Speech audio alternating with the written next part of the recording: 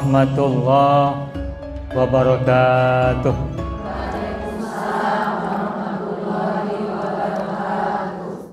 Alhamdulillahirabbil alamin, nahmaduhu hamdan na'imin wa nashkuruhu syukras syakirin wa nusabbihuhu bukratan wa asila tasbihal musabbihin wa nadhkuruhu dhikran katsira kullama dzakarahu dzakirun wa ghafala an dzikrihil ghafilun. Ashhadu an la ilaha illallah al-malikul haqqul mubin wa ashhadu anna Muhammadan abduhu wa rasuluh as-sadiqul wa'dil amin. Allahumma salli ala sayyidina Muhammadin wa ala ali sayyidina Muhammad fil awwalin wal akhirin innaka Hamidum Majid. Amma ba'du. Qala Allah ta'ala fil Qur'anil Karim, a'udzu billahi minasyaitonir rajim. Bismillahirrahmanirrahim. Alif lam mim. Dzalikal kitabu la raiba fihi hudal lil muttaqin alladzina yu'minuna bil ghaibi wa yuqimuna sholata wa mimma razaqnahum yunfiqun. Wa qala fi ayatin ukhra, Alif lam mim, tilka ayatul kitabil hakim hudaw wa rahmatan lil muhsinin alladzina yuqimuna sholata wa yu'tuna zakata wa hum bil akhirati hum yuqinun ulaika ala hudam mir rabbihim wa ulaika humul muflihun. Shadaqallahul azim. Ibu-ibu dan ramang, suasana cerah, hati cerah, pikiran segar. Habis jalan-jalan ya? Habis jalan-jalan biasanya segar. Baik jalan-jalannya jauh, apalagi sangat jauh ya. Ya. Kenapa Bu? Oh healing ya. Alhamdulillah. Selamat yang sudah healing ya. Setiap hari healing terus, pagi-pagi healing, siang healing, sore healing, malam juga healing. Ya, semoga healing itu bukan hanya membuat kita segar pikiran dan tidak membuat kita pusing, tapi tetap membuat kita eling. Eling bahasa Jawa itu artinya apa? Ingat ya, nah gitu. Ingat ya. Alhamdulillah. Marilah kita bersyukur kepada Allah Subhanahu wa taala dengan segenap pikiran kita, ucapan kita dan juga kesadaran kita. Kita ucapkan hamdalah kepadanya, alhamdulillahirabbil alamin, atas semua limpahan karunia yang telah Dia berikan kepada kita tanpa batas, tak terhingga, tak terkira. Mudah-mudahan kita semua dalam kehidupan kita yang masih kita nikmati hingga hari ini dan hingga hari-hari yang akan datang, insyaallah kita selalu berada dalam kesadaran, berada dalam kewarasan, berada dalam kecerahan, berada dalam keceriaan. Kalau di antara kita hari ini ada yang sedang sakit, kita doakan bersama-sama mumpung banyakkan di sini. Semoga kita semua sehat. Amin. Yang sakit segera sembuh. Amin. Yang sulit diberikan kemudahan. Amin. Yang sedang mendapatkan masalah dan musibah diberikan jalan keluar. Amin. Yang sedang sempit diberikan kelapangan dan keluasan. Amin ya rabbal alamin. Salawat dan salam semoga Allah selalu curahkan pada junjungan alam, kekasih agung Nabiullah Mustafa Muhammad sallallahu alaihi wasallam, juga untuk keluarganya yang suci dan para sahabat yang setia.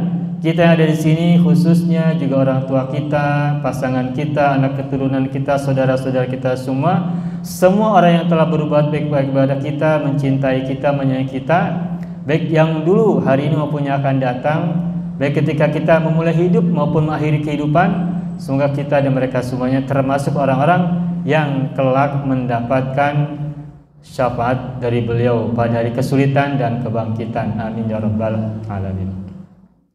Ibu yang saya hormati, pada sore hari ini saya dapat tugas untuk menyampaikan kajian tafsir. Dan hari ini kalau tidak salah kita sedang berada di hari yang ke 23 atau 24? 23 Februari 2025. 22 Februari 2025. Berarti 23 Sya'ban. Beda 1 hari ya? 23 Sya'ban tahun 1446.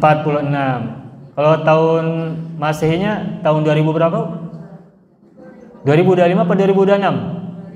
Oh, apal eta mah 2025. Nah, pas palabah tahun Komariah nu radang emut nya mikir tahun 1446. Sama saya juga suka lupa 46 apa 45 atau bahkan 47 sering ketukar karena jarang digunakan. Ibu yang saya hormati, berarti kita sekarang sudah seminggu lagi mendekati bulan Ramadan. Nah, biasanya ketika kita menyambut bulan Ramadan, yang biasa kita lakukan kesibukan itu apa, Bu? Menjelang Ramadan datang. Betul. Betul. Ketika menjelang Ramadan tiba tanggal 1 bulan Ramadan, yang biasa kita sibuk lakukan itu kita siapkan dengan cukup serius ya, atau dengan berbagai macam kesibukan. Itu biasanya kita memikirkan kapan munggahan, di mana munggahan, dengan apa kita munggahan. Betul apa salah? Betul. Ngaku semuanya. Berarti kita suka munggahan ya. Ibu di Jawa juga ada munggahan? Namanya sama munggahan. Di Sunda munggahan, munggah. Kalau di Jawa apa ya namanya ya? Nah, di antara aktivitas yang biasa orang lakukan ketika munggah itu yang ada di kampung-kampung, misalnya selain bersilaturahmi dengan orang-orang dekat, juga mengunjungi kuburan untuk ziarah ya, untuk ziarah, mengingat, karena kapan lagi kita ingat orang tua yang sudah meninggal dunia. Biasanya setiap minggu kan jarang kita datang ke kuburan bersih-bersih itu kan ya. Nah, maka biasanya kita tuh, atau bukan kita di sini kan enggak ya. Ibu suka kuburan tuh? Oh, pas kampung. Di sini kan jarang. Ya, jadi jarang-jarang kita melakukan ziarah kubur kalau kita di kota. Maka ketika kita menjelang munggahan atau menjelang 1 Ramadan, biasanya seminggu sebelumnya sampai hari-hari itu kita melakukan kegiatan ritual berupa berziarah ke kuburan orang-orang tua kita. Kemudian juga ada yang melakukan kegiatan silaturahim. Kalau di kuburan kita mendoakan orang yang sudah meninggal dunia. Kalau silaturahim itu biasanya di antara kita dengan keluarga, sanak saudara, termasuk juga dengan tetangga. Kalau di sini, karena sini banyak tetangga, maka munggahannya bersama tetangga. Ya, kemana kita munggahan biasanya seputar itulah. Dari satu titik ke titik yang lain. Semakin banyak tetangga, semakin banyak munggahannya ya. Semakin banyak komunitas, semakin banyak juga kesempatan kita untuk silaturahim plus munggahan di mana-mana. Dan itu apakah baik atau buruk? Tentu saja baik. Apa baiknya? 1, ada silaturahim. 2, ada sedekah. 3, ada tasyakur bin nikmah. Orang dapat rezeki syukuran. Makan-makan kan syukuran, betul tidak? Ada tidak yang makan-makan itu merkedeweng? Enggak, orang makan kan senang-senang saja, betul tidak? Nah, ada sebuah riwayat yang mengatakan begini. Kenikmatan yang Allah berikan kepada kita itu semuanya adalah kebaikan. Anugerah, karunia apapun yang Allah berikan kepada kita semuanya adalah kebaikan. An-ni'matu kulluha khairun. Semua kenikmatan adalah kebaikan. Nikmat sehat, kebaikan. Nikmat pikiran waras, kebaikan. Hati yang lapang, dada yang segar, dada yang lapang, jiwa yang tenang, kebaikan. Tetapi kata riwayat disebutkan bahwa ada yang lebih baik daripada kenikmatan, yakni syukur atas nikmat itu sendiri. An-ni'matu khairun wa syukru 'alaiha khairun minha. Nikmat adalah sebuah kebaikan, dan syukur atas kenikmatan itu lebih baik daripada kenikmatan itu sendiri. Karena apa? Karena kalau nikmat itu, siapa sih yang tidak pernah dapat nikmat? Semua orang pasti dapat kenikmatan. Tetapi tidak semua orang bisa mensyukuri kenikmatan. Itulah sebabnya mensyukuri nikmat itu jauh lebih baik daripada nikmat itu sendiri. Makanya Allah sangat mengapresiasi orang yang mensyukuri nikmat. Maka ketika hari-hari ini, ketika menjelang Ramadan, kita melaksanakan kegiatan entah munggahan, entah silaturahim, entah kumpulan, sedekah dan sebagainya, itu kita niatkan sebagai ekspresi syukur, dan syukur itu adalah bagian ibadah yang sangat penting, yang nilainya bahkan sebagian dari syukur itu lebih tinggi derajatnya, lebih berat derajatnya, bobotnya daripada kesabaran yang juga berat timbangannya. Oleh karena itu, ketika kita semua pada hari-hari ini menjelang Ramadan biasa melaksanakan kegiatan munggahan, maka niatkan itu sebagai ekspresi kesyukuran agar nilainya tinggi, agar bobotnya berat, seperti itu. Maka berbahagialah jika ibu-ibu semuanya pada hari-hari ini melaksanakan kegiatan munggahan dengan niat kesyukuran kepada Allah Subhanahu wa taala, dan juga silaturahim dengan orang-orang dekat, baik yang mungkin ada hubungan yang terpisah secara hati, secara jiwa beberapa waktu. Nah, ketika ada munggahan, maka mudah-mudahan itu juga menjadi kesempatan untuk menautkan kembali tali silaturahim. Ketika ada perasaan salah, perasaan berdosa, perasaan tidak enak ketika kemarin-kemarin, ketika munggahan kan biasanya saling salaman ya. Ada acara sesi khusus untuk salaman musafaha lah gitu istilahnya. Saling minta maaf itu kebaikan apa keburukan? Maka kebaikan banyak sekali dalam tindakan munggahan. Nah, begitu banyak kebaikan yang tersimpan dalam kegiatan munggahan, baik yang tadi kita sebutkan maupun yang belum disebutkan. Maka kalau begitu munggahan baik atau buruk? Sangat baik, sangat baik. Dan itu bagian dari ajaran-ajaran Islam. Silaturahim ajaran Islam, sedekah ajaran Islam, saling minta maaf, memberi maaf juga ajaran Islam, bersyukur, bersabar juga ajaran Islam. Maka kesimpulannya munggahan adalah kegiatan yang sangat positif. Yang pertama. Kemudian berikutnya, ketika kita menjelang memasuki bulan Ramadan, itu kita tentu saja kita menyiapkan diri secara lahir dan batin. Secara lahirnya mungkin kalau orang-orang tua kita di kampung itu biasanya menyiapkan kondisi tubuh agar jangan banyak bepergian, agar jangan banyak melakukan yang berat-berat. Kenapa? Karena kita ingin siap-siap menjelang Ramadan itu tubuh kita dipastikan dalam keadaan yang sehat, mengurangi bepergian jauh-jauh. Karena kan zaman dulu mah jarang angkatannya. Jadi ketika berangkat jauh itu kalau nggak biasa takut membuat fisik ngedrop atau kelelahan dan sebagainya. Tapi buat orang-orang yang sudah biasa ngulang pereng kesana kemari setiap hari, apalagi yang ngulang pereng, jalan-jalan kesana kemari pada bulan-bulan bahkan pada hari-hari Ramadan, yang mungkin bagi dia tidak bermasalah, kegiatan fisik itu tidak terganggu. Tapi buat orang-orang tertentu mungkin beraktivitas fisik yang berat akan mengurangi kekuatan fisiknya, terutama orang-orang yang sudah punya usia yang mungkin di atas rata-rata, yang sudah usianya usia emas lah, 50 tahun ke atas kan usia emas ya. Itu maka mereka memang harus menyiapkan fisik, menghemat tenaga agar tidak terlalu capek, sehingga nanti ketika masuk ke Ramadan dalam keadaan tenaganya kuat. Bahkan di kampung-kampung tertentu pada bulan Ramadan itu perek dari kegiatan bertani. Bertani selesai Ramadan itu tidak ada kegiatan bertani cocok tanam. Termasuk panen pun tidak dilakukan pada bulan Ramadan. Menanam tidak di bulan Ramadan, panen pun tidak di bulan Ramadan. Ramadan itu betul-betul berhenti kegiatan di bidang pertanian dan sebagainya gitu ya. Karena menghemat serta menjaga fisik agar tetap kuat pada saat nanti menjelang ataupun ketika menjalani kegiatan berpuasa. Itu kegiatan secara fisik. Kemudian persiapan secara rohani, secara kejiwaan. Nah, tentu saja diawali kita dengan kesiapan bahwa kita ini secara mental harus sudah masuk, agar kita ketika masuk Ramadan itu bukan sesuatu yang wegah secara pikiran, secara mental, tapi sudah siap. Nah, tetapi Meskipun demikian, apa yang tadi sudah disampaikan di awal, kesiapan secara jasmani, kesiapan secara rohani, dan secara mental, secara kejiwaan, tetapi untuk kita khususnya yang ada di sini, insya Allah bulan Ramadan berpuasa sebulan penuh di dalamnya itu bukan sesuatu yang memberatkan. Kenapa bukan memberatkan?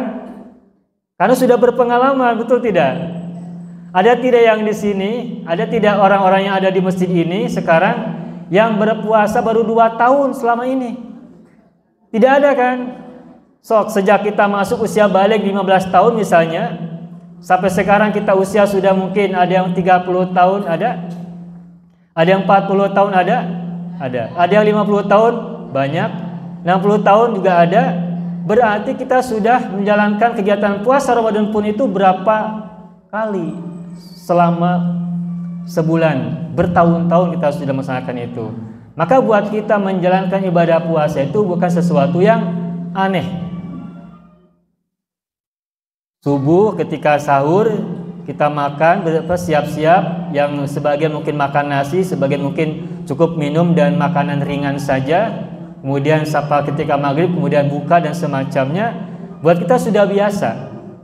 Maka kegiatan berpuasa menahan makan minum sejak fajar sampai kemudian maghrib itu, ketika waktu maghrib tiba, untuk kita secara keseluruhan itu bukan sesuatu yang memberatkan. Karena sudah biasa, sudah berpengalaman. Sejak kita masih kecil, anak-anak, sudah biasa kita laksanakan puasa berkat didikan orang tua kita zaman dahulu. Maka kita sudah biasa berpuasa atau saum. Nah, karena kita sudah biasa, kembali kita katakan bahwa puasa sebulan penuh bulan Ramadan itu buat kita bukan sesuatu yang memberatkan. Betul ya Bu ya? Tidak ada kan berat kan? Kalaupun ada yang terasa berat ketika menjalani ibadah puasa, biasanya karena ada unsur penyakit, atau mungkin usianya sudah uzur, atau penghalang-penghalang lain yang sifatnya bukan sesuatu yang biasa, tapi yang dirasakan belakangan-belakangan. Mungkin karena mengalami penyakit-penyakit tertentu, entah secara lahir yang kelihatan oleh orang lain maupun yang dirasakan oleh sendirinya langsung. Nah, itu mah bersifat kasuistis, tidak semua orang menjalani itu. Mungkin hanya sebagian kecil saja orang-orang tertentu yang mengalami kondisi demikian. Nah, tapi kesimpulannya, insya Allah untuk kebanyakan kita atau hampir semua kita, yang namanya saum sebulan penuh itu bukan sesuatu yang memberatkan, dan karenanya puasa sebulan penuh bagi kita adalah sesuatu yang biasa. Nah, akan tetapi meskipun sesuatu yang sudah biasa, bulan Ramadan ini berpuasa di dalamnya, bukan berarti kita tidak menyiapkan diri puasa itu lebih baik. Selama ini mungkin kita berpikir bahwa puasa itu hanya sekedar menahan diri dari makan dan minum dan segala hal yang membatalkan puasa dari semenjak fajar sampai maghrib. Itu saja kan ya sementara ini yang kita biasa secara fikih yang kita pahami. Tetapi bagaimana sekarang kita mulai berpikir menaikkan kelas puasa kita dari yang sekedar menahan diri dari hal-hal yang membatalkan puasa dari fajar sampai maghrib, kemudian kita naikkan menjadi kelas yang lebih baik daripada itu. Saya pernah sampaikan beberapa waktu yang lalu bahwa orang yang berpuasa bersabar, orang yang tidak berpuasa tapi bersyukur itu lebih tinggi derajatnya daripada orang yang berpuasa meskipun bersabar. Ini mohon diberi catatan ya. Ada hadis Nabi mengatakan begini, rubba ta'imin syakirin a'zamu ajron min so'imin sobirin. Banyak orang yang makan sambil bersyukur atau karena kesyukuran itu lebih berat pahalanya atau lebih besar pahalanya daripada berpuasa meskipun bersabar. Kita berpuasa bersabar, itu kan besar sekali ya nilainya di mata Allah. Tetapi ada yang lebih tinggi daripada itu, yakni bersyukur meskipun sambil makan. Ataupun orang yang makan tapi makannya itu bersyukur, itu masih lebih tinggi derajatnya, masih lebih berat pahalanya daripada orang yang berpuasa sekalipun bersabar. Nah, artinya bukan berarti kita tidak perlu berpuasa, bukan. Hadis ini mengatakan bahwa, atau maksudnya mengatakan bahwa kalau kita ingin puasanya naik lebih dari biasanya, maka jadikan puasa itu puasanya yang penuh dengan kesyukuran. Bukan semata-mata puasa dengan kesabaran, menahan keinginan, menahan rasa lapar, menahan rasa haus sekian jam, itu kan kebaikan. Dan kita bersabar dalam berpuasa. Nah, tetapi bagaimana agar puasa kita naik derajatnya, naik bobotnya dari sekedar puasa dengan penuh kesabaran, agar naik maka kita jadikan puasa kita itu dilandasi oleh ungkapan kesyukuran. Kita punya kesehatan hingga hari ini, meskipun kita punya banyak keluhan. Di sini ada tidak yang tidak punya keluhan sakit? Adalah. Pasti di sini semuanya pada punya keluhan ya. Ada yang sakit di kepalanya, betul tidak? Ada yang sakit di pikirannya, ada. Ada yang sakit di dadanya, ada. Dan macam-macam. Tiluhur sausap rambut, dihandap saibas dampal, ayo ben itu anu karaos, betul tidak? Dari atas sampai bawah ada saja yang terasa. Nah, ketika kita merasakan itu semua, dan ketika kita menjalankan semua yang kita alami ini dengan penuh kesabaran, itu adalah kebaikan. Tetapi ketika hingga hari ini kita masih bisa menikmati hidup, masih bisa makan meskipun ada gangguan, masih bisa minum, masih bisa berjalan-jalan, masih bisa bertemu dengan saudara, keluarga, dan tetangga dengan kebaikan-kebaikan. Nah, maka ketika masuk ke bulan Ramadan, itu semua kita jadikan ekspresi syukur. Masih punya kesehatan, masih punya kesempatan, masih punya kedekatan silaturahim, masih punya kedamaian, ketentraman di negeri ini. Maka ketika kita masuk ke bulan Ramadan, niat puasanya tuh mesti dilambari, mesti dilandasi, mesti di backup oleh rasa syukur atas nikmat yang hingga hari ini kita rasakan. Berpuasa dengan sabar, bagus, jempol. Tetapi untuk menaikkan derajat puasa kita, maka kita niatkan puasa kita sebagai ekspresi kesyukuran kepada Allah. Tadi disampaikan di awal bahwa nikmat itu kebaikan, tetapi mensyukuri nikmat lebih baik daripada nikmat itu sendiri. Makanya ketika kita nanti masuk di bulan Ramadan, menjalankan kewajiban puasa dengan penuh kesyukuran, insya Allah mudah-mudahan puasa kita naik level, naik tingkat. Dulu ketika anak-anak mungkin kita puasa takut ketahuan sama orang tua, takut nggak dikasih makan, takut nggak dikasih jajan. Itu kan level anak-anak. Usia remaja mungkin takut dikata-katain, dibully sama teman-teman sekolah waktu itu, teman-teman permainan waktu remaja. Waktu dewasa mungkin kalau nggak puasa takut dianggap nggak ngerti agama, takut dianggap orang yang tidak takut kepada Allah, takut dilihat orang dianggap bukan orang yang Islam, bukan orang yang soleh dan sebagainya. Pendapat-pendapat seperti itu, komentar-komentar orang, kita peduli pada mereka. Tetapi itu sebagai sebuah tahapan belajar kita berpuasa, itu kita jalani, itu tidak apa-apa. Itu sebagai sebuah proses kehidupan kita, ya kita syukuri semua yang sudah kita dapatkan. Tetapi mumpung Ramadannya belum datang dan kita sedang menyiapkan diri, maka hari ini kita mulai manteng puasa yang nanti akan kita lakukan di bulan Ramadan. Bahkan semua kebaikan yang kita lakukan kemarin, hari ini, dan akan datang, landasannya adalah karena kesyukuran, bukan karena keterpaksaan.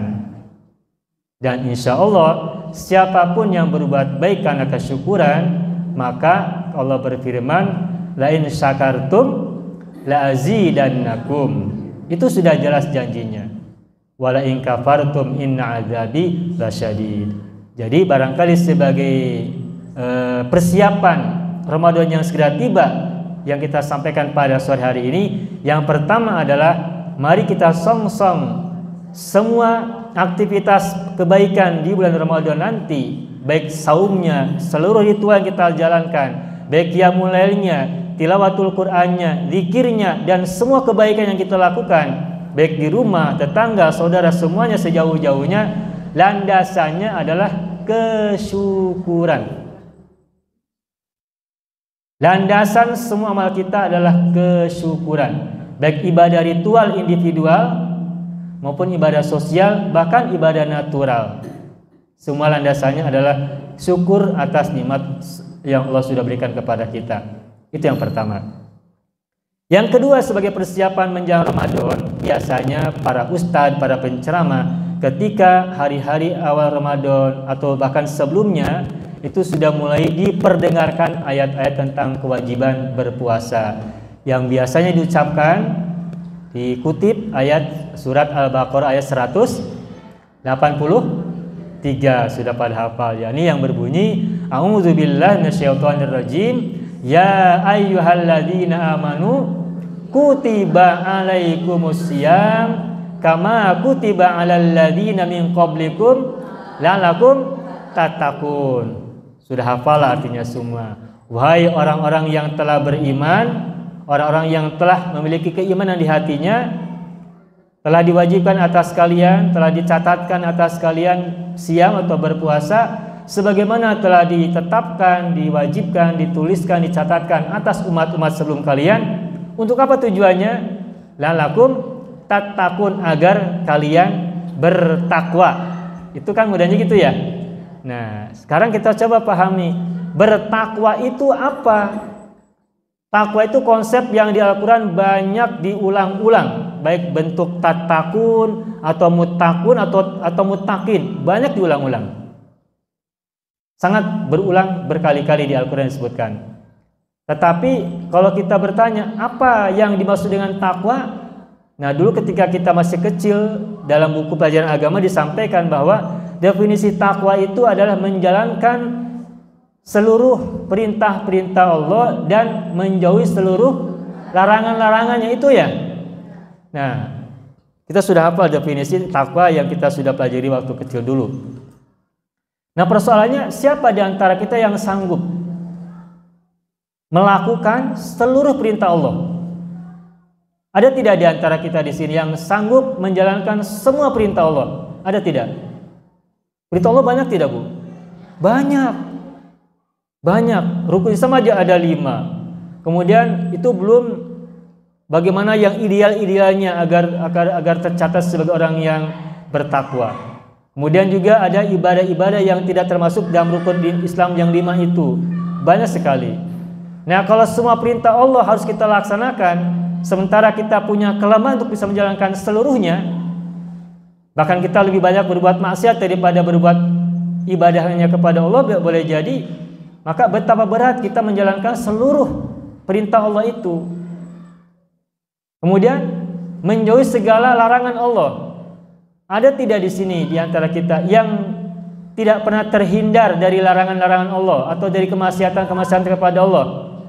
Semuanya kita pasti pernah menjalankan aktivitas maksiat, telah berbuat dosa, telah berbuat kesalahan. Sepanjang kita hidup dari sejak kecil hingga hari ini, mungkin sudah banyak dosa kita sudah lakukan. Berarti selama ini kita kan sudah banyak melakukan atau mendekati kemaksiatan, mendekati keburukan, bahkan melakukan keburukan. Nah, kalau definisi takwa adalah menjalankan seluruh perintah Allah dan menjauhi seluruh larangan-larangannya, maka kita semua rupanya jauh kepada karakteristik seperti itu. Terlalu jauh tingkatan untuk kita bisa gapai. Sebab kita adalah para pendosa yang banyak berbuat kesalahan, berbuat banyak kemaksiatan, berbuat banyak dosa dan kemaksiatan. Sedangkan kebaikan-kebaikan menjalankan perintah Allahnya mungkin masih jarang, itu juga mungkin masih belum maksimal dan seterusnya. Nah, kemudian kalau begitu, lantas bagaimana agar kita punya optimisme harapan bahwa kita masih punya peluang untuk bisa menggapai ketakwaan. Nah, tadi di awal penyampaian saya menyitir ayat pertama surat Al-Baqarah dan ayat pertama surat Luqman. Yang surat Al-Baqarah Allah berfirman, a'udzubillahi minasyaitonirrajim, alif lam mim. Dzalikal kitabu la raiba fihi hudan lil muttaqin. Alif lam mim, kitab ini tidak ada keraguan di dalamnya, petunjuk bagi orang-orang yang bertakwa. Muttaqin kan artinya orang-orang muttaqin, orang-orang bertakwa. Siapa orang yang bertakwa? Nah, di ayat berikutnya Allah jelaskan, alladzina yu'minuna bil ghaibi wa yuqimuna sholata wa mimma razaqnahum yunfikun. Orang muttaqin adalah satu, orang yang mengimani hal yang gaib. Kedua, yuqimuna sholata, mendirikan salat. Yang ketiga, wa mimma razaqnahum yunfikun, dan menafkahkan sebagian dari rezeki. 3. Yang keempat, walladzina yu'minuna bima unzila ilaika, mengimani wahyu yang turun kepadamu pada Rasulullah, yakni Al-Qur'an. Wa ma unzila min qablik, dan apa yang diturunkan kepada nabi-nabi sebelum Rasulullah. Semua kitab, semua kebaikan, semua wahyu yang Allah turunkan kepada para nabi sebelum Rasulullah, kita juga mesti imani. Karena kebaikan, kebenaran dari Allah semata-mata. Sudah 5. Nah, berikutnya wabil akhiratuhum yuqinun, dan meyakini akhirat. Nah, kita biasanya meyakini kata akhirat di sini itu adalah akhirat dalam pengertian kehidupan setelah dunia, nanti setelah kematian. Tetapi dari segi makna aslinya atau makna awalnya, akhirat itu adalah sesuatu yang berada di akhir. Dalam surat Ad-Duha Allah berfirman, walal akhiratu khairun laka minal ula. Sungguh, terjemahan biasanya kan akhirat itu lebih baik daripada al-ula, dalam kurung dunia. Nah, di situ dalam surat Ad-Duha bukan ad-dunya tetapi al-ula. Akhirat itu lebih baik bagimu daripada al-ula. Apa artinya al-ula? Yang pertama. Nah, di situ di surat Ad-Duha Allah tidak menjadikan akhirat sebagai lawan dunia, tapi akhirat dijadikan sebagai lawan al-ula. Apa artinya al-ula? Yang pertama. Nah, sehingga sebagian makna dari akhirat itu bukan semata-mata nanti alam ukhrawi, sesudah kematian, sesudah kiamat. Tapi al-akhiratu di sini sebagian maknanya adalah semua yang ada di ujung itu akhirat. Dan semua yang ada di awal itu adalah ula. Maka ayat yang berbunyi dalam surat Ad-Duha, walal akhiratu khairun laka minal ula, sungguh akhirat atau sesuatu yang terakhir lebih baik bagimu dari yang pertama. Maka makna akhirat dan ula di sana tidak selalu bermakna nanti di alam akhirat setelah kematian, tetapi juga bisa bermakna awal dan akhir yang ada di alam dunia ini. Orang yang hari ini sedang mengalami kesulitan itu boleh jadi adalah al-ula, yang pertama, yang ataupun fase pertama dalam kehidupan yang ia rasakan. Nah, bulan depan, 10 bulan depan, tahun depan, dan seterusnya, boleh jadi nanti di ujung sana nasib atau kehidupan yang ia rasakan di ujung sana 2 tahun 5 tahun ke depan lebih baik daripada yang hari ini dia rasakan. Dan keyakinan itu mesti ditanamkan juga kepada kita semua. Bahwa walaupun hari ini kita sedang mendapatkan kesulitan, sedang mendapatkan cobaan, mungkin juga ujian, mungkin juga teguran dari Allah, kita terima sebagai kesabaran, kita terima sebagai kesyukuran. Mudah-mudahan nanti di ujungnya, entah bulan depan, entah tahun depan, entah berapa tahun kemudian, kita mendapatkan perkembangan atau perubahan yang lebih baik daripada hari ini, nanti pada 5 tahun yang akan datang atau berapa tahun yang akan datang. Maka jika kita memahami, meyakini bahwa akhirat yang nanti akan kita alami meskipun masih dalam dunia ini, maka boleh jadi keyakinan positif kita hari ini itu akan mengantarkan kita pada kondisi baik yang nanti akan kita alami. Wabil akhirati hum yuqinun, meyakini adanya yang akhir atau akhirat. Biasanya kita yakini akhirat di sini adalah kehidupan setelah kematian. Nah, tetapi dalam surat Ad-Duha, akhirat diantara maknanya bukan semata-mata kehidupan setelah kematian atau setelah kiamat, tetapi juga sesuatu yang ada di ujung. Ketika kita pernah mendengar ungkapan bahwa penyesalan tidak ada di awal, tapi nanti di ujung. Kita sering dengar ungkapan begitu ya. Penyesalan itu tidak di awal, tapi nanti di ujung. Sebaliknya, kebahagiaan juga bisa jadi di ujung, tidak di awal. Kan penyesalan itu kan sesuatu yang negatif, kebahagiaan sesuatu yang positif. Sebagaimana penyesalan bisa terjadi pada seseorang di ujung kehidupan dia, maka kebahagiaan juga bisa dirasakan olehnya di ujung kehidupan dia. Penyesalan, kesedihan, kesengsaraan bisa ada di ujung, kebahagiaan, keselamatan, kebaikan bisa juga ada di ujung. Maka dua-duanya berpotensi sama. Nah, ketika seseorang ingin mendapatkan kebaikan di akhir bagian kehidupan dia, maka wabil akhirati hum yuqinun, ia pun mesti meyakini adanya nanti di akhirat itu bukan semata-mata di akhir yang setelah kematian, bukan hanya semata-mata akhirat setelah kematian atau setelah kiamat, tapi di ujung kehidupan akhir, entah beberapa waktu yang akan datang. Kalau kita mendapatkan kesulitan, apa doa kita? Mudah-mudahan besok kita dapatkan kebaikan. Tetap nggak punya harapan? Tetap punya harapan kan? Kenapa kita punya pikiran begitu? Karena punya harapan di akhir nanti akan ada kebaikan.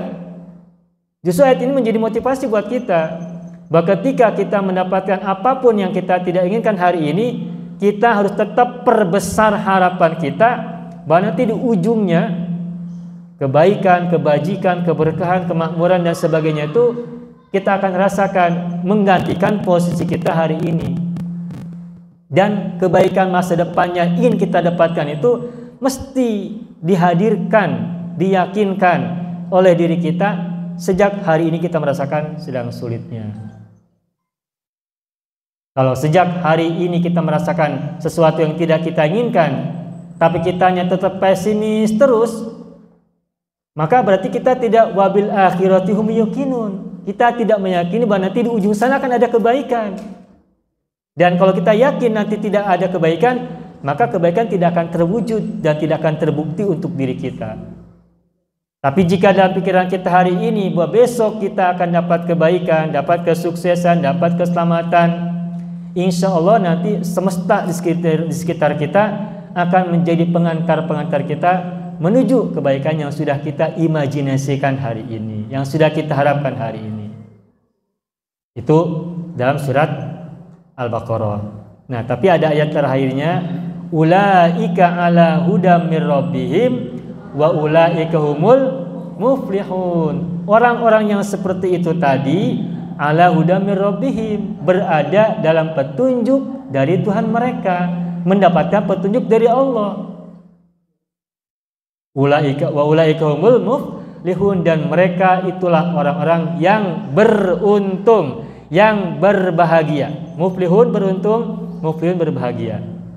Jadi orang yang berbahagia adalah orang-orang yang juga meyakini adanya kebaikan di hari akhir nanti atau di ujung kehidupan yang nanti bagian akhir dari kehidupan kita meskipun ada dalam dunia. Itu dalam surat Al-Baqarah ayat pertama. Nah, jadi kata ayat Al-Baqarah surat pertama ini, ayat pertama surat Al-Baqarah ini, orang bertakwa itu meyakini yang gaib, mendirikan sholat, mensedekahkan sebagian rezeki atau menginfakkan sebagian rezeki, mengimani kitab-kitab masa dulu, wahyu pada Nabi-Nabi sebelum Rasulullah, mengimani wahyu yang turun pada Rasulullah Muhammad, meyakini akhirat. Itu udah 6. Itu yang tercantum dalam surat Al-Baqarah ayat pertama. Nah, sekarang coba kita bandingkan dengan surat Luqman. A'udzubillahi minasyaitonir rajim. Alif Lam Mim. Sama, ayat pertamanya Alif Lam Mim ya, surat Luqman itu ya. Terus ayat berikutnya tilka ayatul kitabil hakim. Itu adalah ayat-ayat Alkitab atau Al-Quran yang bijaksana. Nah, berikutnya hudan warahmatan lil musinin. Ayat-ayat Alkitab Al-Hakim itu, ayat-ayat yang terdapat dalam kitab yang bijaksana itu adalah petunjuk, hudan warahmatan, dan kasih sayang, rahmat lil muhsinin, bagi orang-orang yang berbuat baik. Siapa orang-orang yang berbuat baik itu atau muhsin itu? Nah, Allah menjelaskan ayat berikutnya, alladzina yuqimunas sholata, yakni orang-orang yang mendirikan sholat, satu, wa yu'tuna zakata, dan menunaikan zakat, dua, wa hum bil akhirati hum yuqinun, dan mereka meyakini akhirat. Mendirikan sholat, menunaikan zakat, meyakini akhirat atau sesuatu yang akhir. Sama tidak dengan Al-Baqarah yang pertama tadi? Ada kesamaan sebagian. Sholat ya, zakat, dan meyakini akhirat kan? Al-Baqarah juga tadi kan di awal sama ya. Meskipun kalau Al-Baqarah ada tambahan, meyakini kitab suci yang turun pada Rasulullah dan pada sebelumnya, juga mengimani yang gaib. Tetapi ada tiga yang sama, mendirikan sholat, menunaikan zakat, dan meyakini adanya akhirat atau sesuatu yang akhir. Nah, berikutnya lagi Allah berfirman sama persis, ulaika ala hudam mir rabbihim wa ulaika humul muflihun. Ayat ini sama persis loh. Surat Al-Baqarah ayat-ayat pertama dan surat Luqman ayat-ayat pertama itu isinya ada kesamaan, dan itu menceritakan tentang karakteristik dua jenis kelompok. Yang pertama kelompok muttaqin, dan kedua kelompok muhsinin. Nah, baik kelompok muttaqin maupun kelompok muhsinin, karakteristiknya ada kesamaan. Muhsinin, orang yang mendirikan sholat, menunaikan zakat, dan meyakini akhirat. Orang muttaqin, mengimani yang gaib, mendirikan sholat, menunaikan zakat, mengimani kitab-kitab terdahulu, mengimani kitab Al-Quran turun pada Rasulullah, dan meyakini akhirat. Berarti sama. Nah, dalam ilmu tafsir disebutkan bahwa ada sebuah metodologi yang namanya menafsirkan ayat dengan ayat. Kalau kita ingin tahu apa definisi muttaqin, maka ayat-ayat sesudahnya itu bisa menjelaskan tentang karakteristik orang muttaqin. Dan kalau kita ingin tahu siapa muhsinin, juga dijelaskan pada ayat berikutnya tentang siapa muhsinin. Ternyata karakteristik muttaqin dan muhsinin itu sama dengan karakteristik muttaqin dan muhsinin itu ternyata sama. Berarti kalau begitu, apa itu definisi muttaqin? Nah, definisi muttaqin ya definisi muhsinin. Jadi muttaqin dan muhsinin itu sama. Kalau begitu. Nah, sehingga kalau ditanya apa itu orang bertakwa, maka karena ada kesamaan dengan muhsinin, maka orang bertakwa itu adalah orang yang berbuat baik.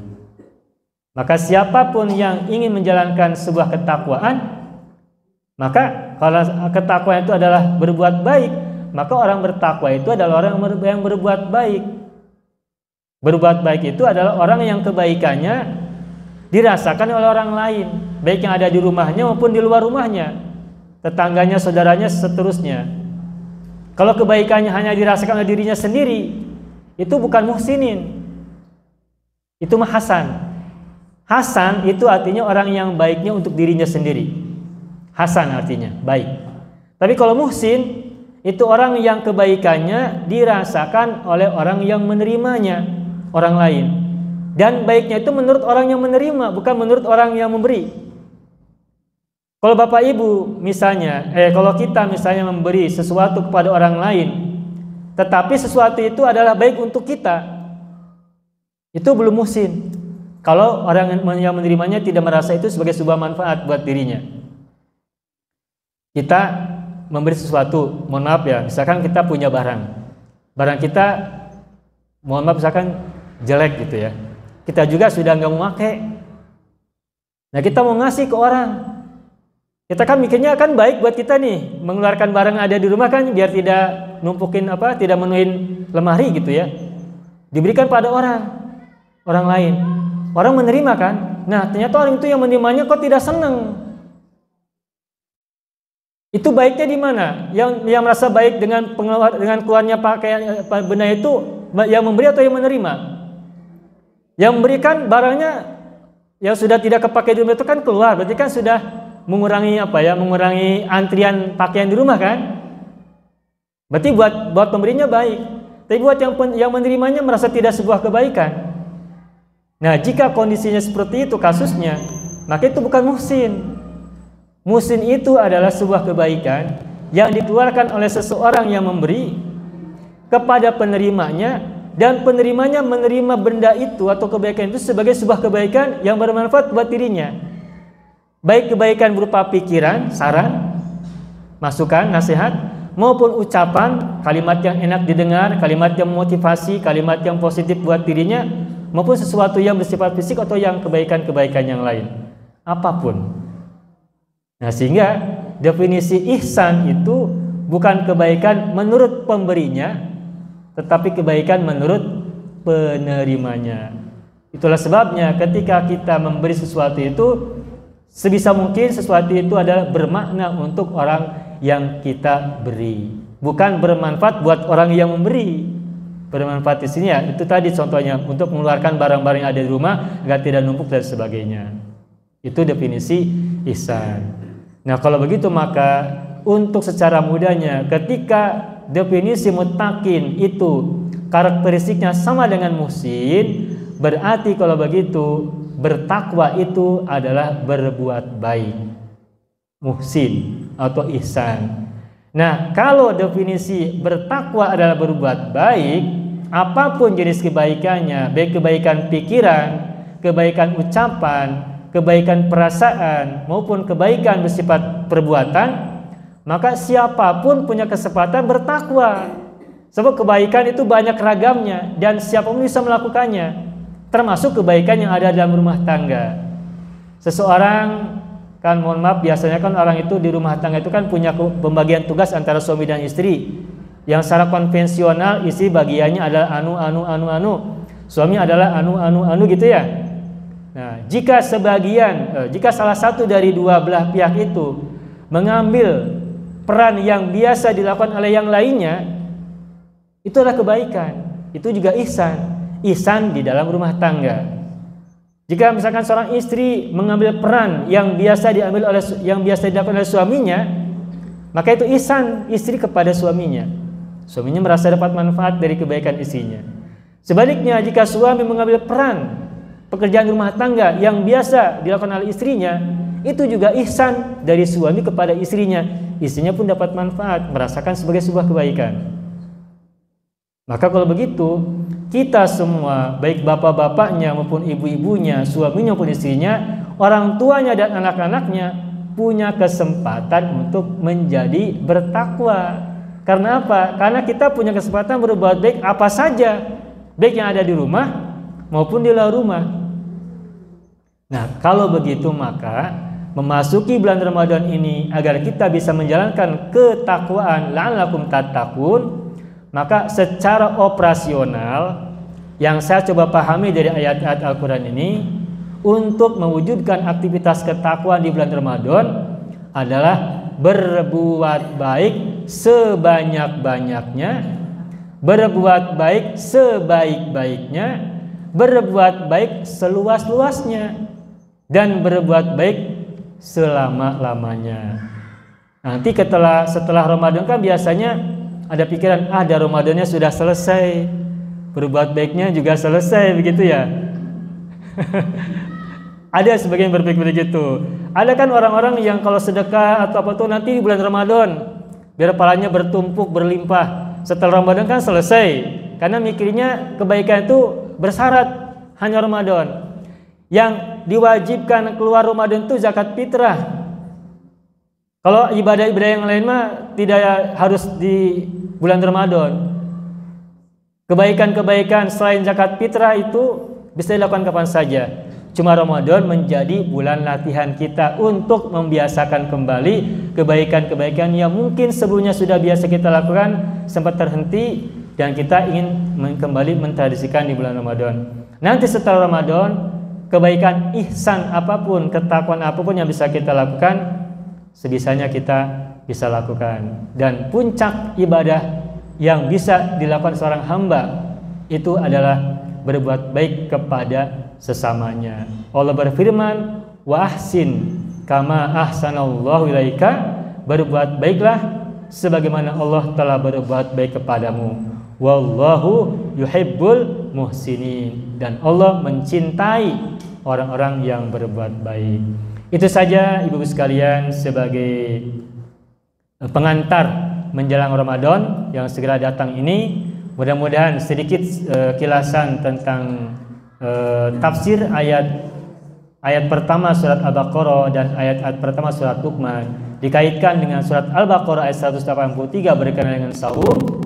Ini ada manfaatnya untuk kita semuanya yang merangka sedikit bekal menjalani ibadah puasa yang akan segera tiba, ibadah di bulan Ramadan yang segera tiba, dan semoga kita termasuk orang-orang yang muflihun karena kita menerapkan kegiatan ketakwaan dan ihsan sebaik mungkin pada bulan Ramadan. Silakan ibu semuanya beraktivitas sebaik-baiknya, merencanakan, menyiapkan dan juga menyusun sekian program yang semuanya diwujudkan sebagai ekspresi kesyukuran dan sebagai ekspresi ketakwaan plus ihsan untuk orang-orang lain semampu kita semuanya. Amin ya rabbal alamin. Itu saja, mohon maaf apabila ada kesalahan, apabila ada kekeliruan dan apabila ada kekurangan dalam penyampaian ini. Besar harapan saya sebagai pengantar apa yang tadi sudah saya sampaikan, semoga sedikit sekelumit ini menjadi kebaikan untuk kita semuanya dan juga menjadi tazkirah untuk yang mengatakannya dan juga untuk siapapun yang mendengarkan dan menyimaknya. Amin ya rabbal alamin. Marilah kita tutup bersama-sama dengan baca doa. Kita berdoa pada Allah Subhanahu wa taala, semoga kita di sini semuanya barangkali ada yang sedang memiliki sakit-sakit yang tak terlihat ya. Sakit yang lama maupun sakit yang baru, sakit-sakit yang kita sudah familiar dan tidak terganggu maupun penyakit-penyakit yang buat kita terganggu ataupun masalah-masalah sedang menimpa kita, apapun itu, masalah keluarga, masalah tetangga, masalah saudara, semuanya kita bersama-sama harapkan dan usahakan agar itu semuanya kita hilangkan dan juga Allah hilangkan. Dan juga semoga apapun kesulitan yang sedang menimpa kita Allah singkirkan, Allah hilangkan. Dan semoga juga kebaikan-kebaikan yang kita harapkan Allah limpahkan selalu pada kita semuanya. Dan kita pun selalu dianugerahi kesabaran, kemampuan untuk menahan dan tabah, juga kesyukuran pada Allah Azza wa Jalla. Dan kita semuanya termasuk orang-orang yang muttaqin, muhsinin dan muflihin. Amin ya rabbal alamin. Allahumma shalli ala sayyidina Muhammad wa ala ali sayyidina Muhammad. Allahumma shalli ala sayyidina Muhammad wa ala ali sayyidina Muhammad. Allahumma shalli ala sayyidina Muhammad wa ala ali sayyidina Muhammad fil alamin innaka Hamidum Majid. Allahumma inna nas'aluka ridhaka wal jannah wa na'udzubika min sakhatika wan nar. Allahumma inna nas'aluka husnal khatimah wa na'udzubika min su'il khatimah. Allahumma ij'alna minas sabirin asyakirin al-musabbihin al-musallin ala nabiyyika al-karim. Rabbana atina fid dunya hasanah wa fil akhirati hasanah wa qina adzabannar birahmatika ya arhamar rahimin. Allahumma shalli ala sayyidina Muhammad wa ala ali sayyidina Muhammad bisirri umil Qur'an wa barakatiha al-Fatihah. A'udzu billahi minasy syaithanir rajim. Bismillahirrahmanirrahim. Alhamdulillahi rabbil alamin. Arrahmanir rahim. Maliki yaumiddin. Iyyaka na'budu wa iyyaka nasta'in. Ihdinas siratal mustaqim. Siratal ladzina an'amta 'alaihim ghairil maghdubi 'alaihim waladdallin. Rabbana ighfir lana wa liwalidayna wa lahum ajma'in. Amin ya rabbal alamin wa ya ilahan nasi ajma'in. Sakiturupina anu kapihatur, nada agung cukup lumur, nada jembar pangampura, hapunten anu kasuhun, hatur nuhun anu kapihatur. Allahumma shalli ala sayyidina Muhammad wa ala sayyidina Muhammad. Assalamualaikum warahmatullahi wabarakatuh. Hatur nuhun. Mau kuasai bahasa Arab? Gabung Sekolah Arab Digital. Sistematis, mudah, dan bertarget. Belajarnya dari awal hingga lanjutan, dari dasar hingga pintar. Mufradat, shorof, nahwu, uslub, dan yang lainnya. Mendalam, mudah dipelajari, mudah dipahami, dan mudah dipraktekkan. Mau kuasai bahasa Arab? Gabung Sekolah Arab Digital. Mau kuasai bahasa Arab? Gabung Sekolah Arab Digital.